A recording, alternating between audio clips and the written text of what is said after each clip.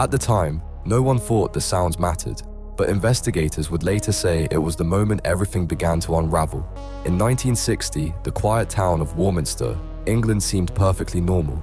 Then residents started hearing terrifying sounds from the sky: humming, crackling, explosive noises with no visible source. Small reports stacked up. Warnings were ignored.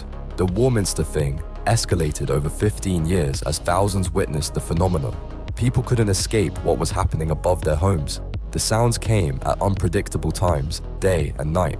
Residents reached psychological breaking points. Some reported physical effects, others abandoned the town entirely. Military officials denied any involvement while the terror intensified.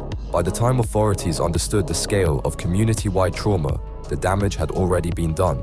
Mass hysteria gripped the town. Government investigators arrived but found no answers. The sounds eventually stopped as mysteriously as they began.